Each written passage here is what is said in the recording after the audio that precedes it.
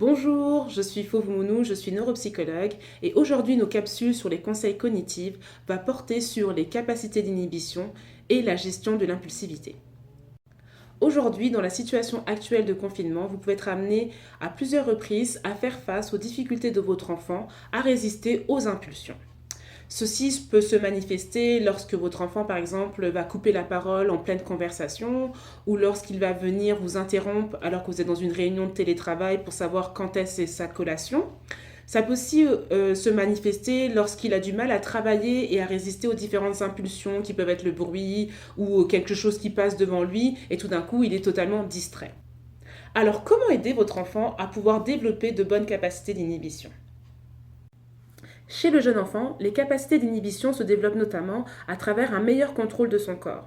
Des jeux comme faire des positions de yoga ou le jeu 1, 2, 3 soleil peuvent être des jeux qui peuvent servir justement à l'enfant à pouvoir avoir une meilleure connaissance de son corps et une meilleure connaissance des besoins de mouvement de son corps. Dans le jeu 1, 2, 3 soleil, on a une personne désignée, un meneur, qui va devoir se mettre face au mur, debout face à un mur. Il va dire 1, 2, 3 et au moment de dire soleil, il se retourne. Les autres personnes qui se situent à peu près à 3 mètres, voire 5 mètres du meneur, eux ont le droit de bouger tant qu'il est retourné face au mur. Mais quand il se retourne face à eux, là, ils n'ont plus le droit de bouger. Ils s'arrêtent. Ils se mettent dans une position immobile qu'ils doivent maintenir. Là, l'enfant est amené à pouvoir contrôler son corps, maintenir cette position immobile et résister à l'impulsion de vouloir bouger. Après, de nouveau, le meneur se retourne et fait 1, 2, 3 soleil et ainsi de suite. Les personnes avancent et quand ils se retournent pour soleil, ils s'arrêtent et s'immobilisent jusqu'à la fin du jeu. Donc le but du jeu, c'est pas juste de jouer à 1, 2, 3 soleil, c'est vraiment que l'enfant se rende compte qu'il est capable de résister à l'impulsion de bouger quand on lui demande. Comme ça, la prochaine fois, lorsqu'il sera dans une situation où vous lui demanderez de rester assez immobile, de rester tranquille, vous lui direz, c'est comme dans le jeu 1, 2, 3 soleil. Tu vas devoir te parler à toi-même et te contrôler et ne pas bouger pendant le temps de cette activité. Donc, comme autre stratégie pour pouvoir justement aider son enfant à travailler ses capacités d'inhibition, il y a aussi l'apprentissage de la position d'écoute. Qu'est-ce que c'est la position d'écoute ? La position d'écoute se divise en plusieurs étapes. La première étape, c'est de regarder la personne qui parle, donc les yeux. La deuxième étape, c'est de poser les mains sur la table ou sur les cuisses. En tout cas, c'est les mains. La troisième étape, c'est de tendre l'oreille, écouter les consignes. La quatrième étape, c'est chute. On n'interrompt pas la personne qui donne les consignes. Et la cinquième étape, c'est de poser la question. Donc, ce qu'on voudrait faire, c'est amener l'enfant à apprendre cette position d'écoute. La première chose, ce serait sympathique de pouvoir faire une sorte d'atelier de dessin où vous allez amener votre enfant à dessiner les différentes étapes de la position d'écoute. Un œil pour la première position, la première étape. Donc, un œil pour la première étape. Par exemple, pour la deuxième étape, vous pouvez dessiner des mains. Pour la troisième étape, qui est écouter, vous dessinez une oreille. La quatrième étape, ça peut être juste un doigt pour dire chute. Et la cinquième étape, ça peut être un point d'interrogation ou n'importe quelle image qui représente pour lui une question.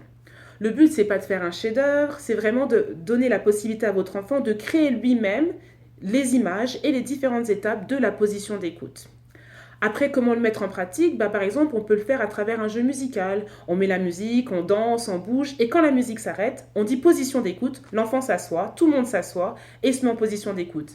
Hop, regarde, on pose les mains sur la table, puis on tend l'oreille, on attend, on écoute, et après on peut poser des questions s'il y a besoin.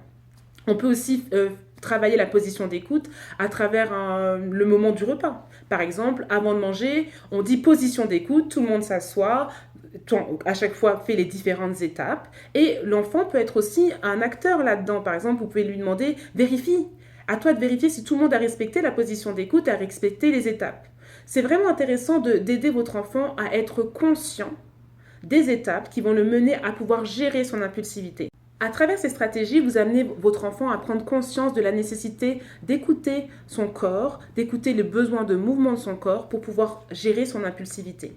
Une autre stratégie qui peut être proposée, c'est de l'aider à prendre un autre comportement adapté, le comportement de s'arrêter avant d'agir.